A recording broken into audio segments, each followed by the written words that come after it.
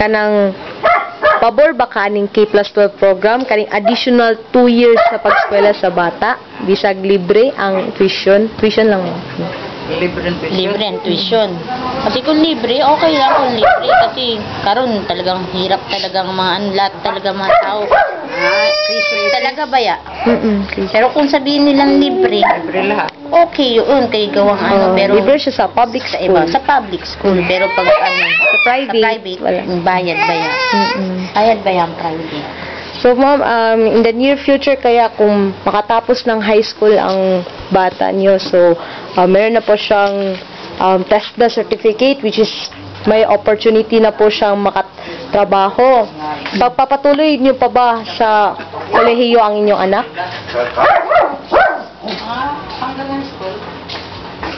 Sa inyong pagtingin kaya? Tapos na sa TESDA, no? Siguro kayo gawang paano naman na rin siya sa ba? Kung may perang, kung may panggastos, may mo sa kolehiyo. Pero kung wala, lang siya, kayo gawa muna siya, working student, kanya. Anong K-12?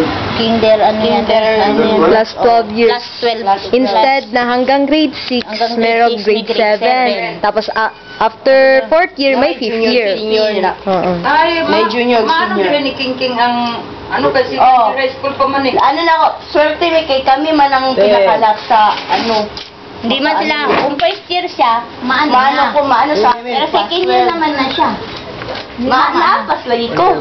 Swerte lagi, may dapat, Kailan din mo dyan? yun man dapat. Montessori man. Anak ba yan nung amiga ni Ate Ayin? Diba? Oo. Mama. Like ko. Ma'am, sa Yung bumibili sa'yo ng Mark. sa pagtingin niyo pa ba, makakatulong po ba itong K+12 program? Para sa Apo. tulong to sa para pa sila ng yung may balang mga iba-iba naman nilang kay dagdag ba ito kaalaman sa mga bata kay di ba? Dagdag kaalaman sa mga bata kaso nga lang okay kung libre pero kung walang walang panggastos hindi ka hindi mo mapapaborto dahil gawang baya talaga ang tao karon. Yun lang ko kung libre okay siya pero kung talagang gagastos ka tama na muna sa yun man baya di ba ng mga tao karon na Ano yun? Sige ma'am, salamat kayo.